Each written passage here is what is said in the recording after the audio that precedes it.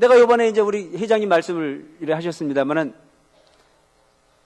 입춘 때부터 제가 이 감기를 앓기 시작을 했는데 아주 독감이에요. 지금도 제 몸이, 이 얼굴이 부어 있어요. 그죠? 붓기가 안 빠졌는데 가만히 누워서 시간을 보내다 보니까 이게 이제 사람이 건강하면요. 누워있는 것 자체가 갑갑한 겁니다.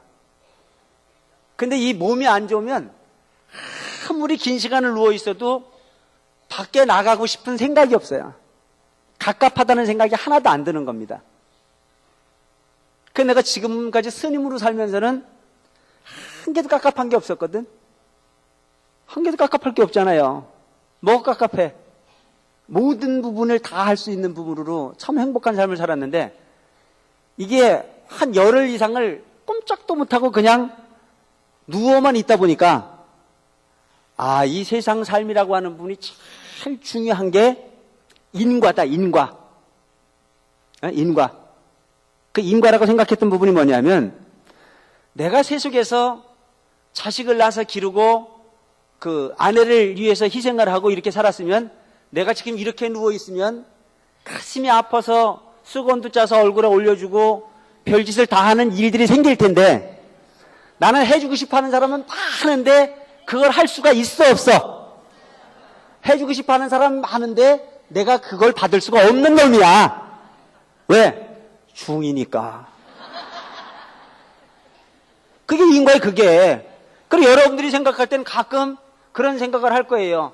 참 스님은 좋겠습니다. 세상에 이런 큰 절에 주지를 하시고 세상에 아쉬울 게 뭐 있습니까? 큰 절 주지에 모두 내놓으라는 사람들이 스님만 보면 스님 하고 뭐 망할 일이 있습니까? 흥할 일이 있습니까?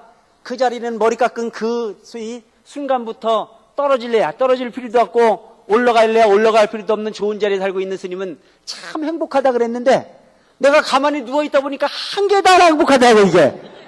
그냥 그런 건가 보다. 그래서 이 세상은 살아볼 만한 거다. 살아볼 만한 거다. 이거를 얻으면 저거를 버려야 되는 거고 저거를 얻으면 이것을 버려야 되는 게 세상의 이치라는 얘기입니다. 아시겠습니까? 욕심내지 마라 이거예요. 하나를 얻으면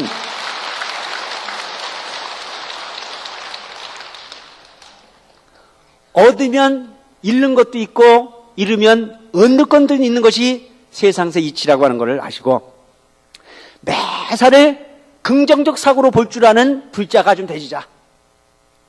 내 처지를 비관하는 사람은 그 삶이 절망일 수밖에 없습니다. 그래서 항상 존재해 주는 것만으로도 감사하게 그가 그 자리에 있어주는 것만으로서 내 이름이 바뀌는 것 자체도 행복해질 수 있는 거 아니에요. 저 중환자실 한번 가보세요. 그 중환자실에서 간병을 하고 있는 그 소위 환자 보호자들을 이렇게 만나는 경우가 있는데 그분들이 하는 얘기가 뭐냐면은 스님 말씀을 안 하시면 어때요?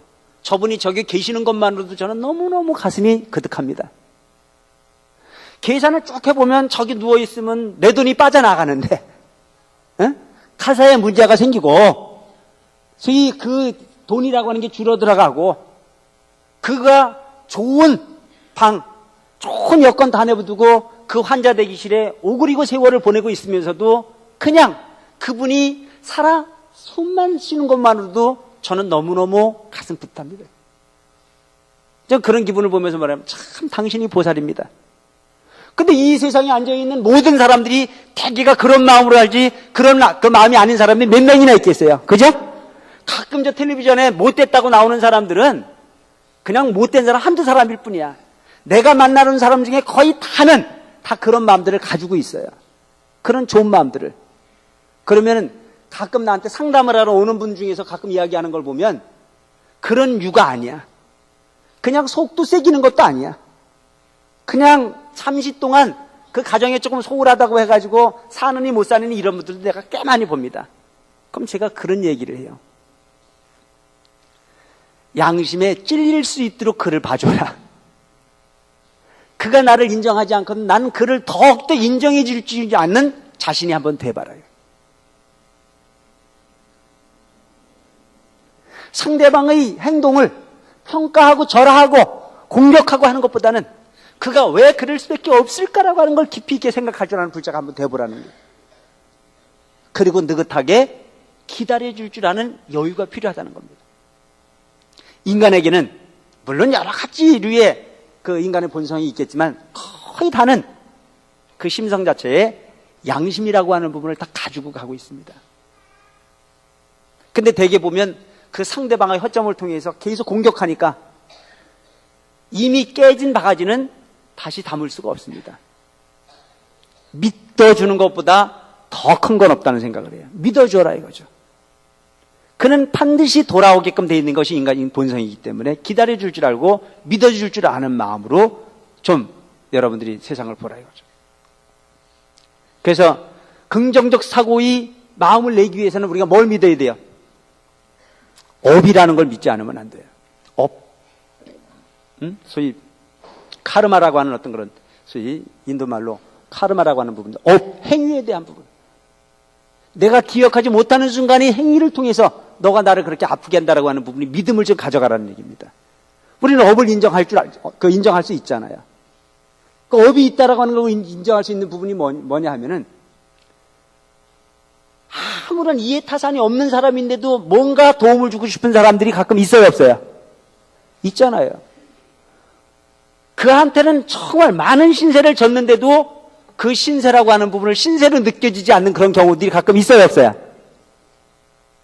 신기한 부분들이 있어요. 그냥 지나가다 냉수 한 그릇 얻어먹었는데도 그 기억이 살아남아서 언젠가 갚아야 되겠다는 생각이 드는 사람이 있는가 하면 내 인생을 바꿀 만큼 도움을 준 사람인데도 그 도움을 준 사람에 대한 고마움에 대해서 고마움이라고 느끼지 못하는 경우들도 있더라는 얘기죠.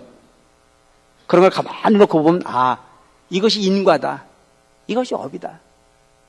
우리가 생각하고 있는 이 두뇌 속에서 기억되지고 있는 부분이 기억만이 기억이 아니고 그 이면의 세계까지도 깔려져 있는 아주 미묘한 관계가 바로 부처님 가르침이라고 하는 것을 여러분들이 이해를 하시고 가장 중요한 부분은 여러분들의 인생을 여러분들의 스스로가 만들어간다라고 하는 사실. 그래서 항상 부시하는 마음으로 살아야 되겠다. 부시하는 마음을 가지면 긍정적 사고가 나오기 시작하고 그 긍정적 사고의 바탕에는 항상 뭐가 나와요? 감사하는 마음이 생긴다 이거죠.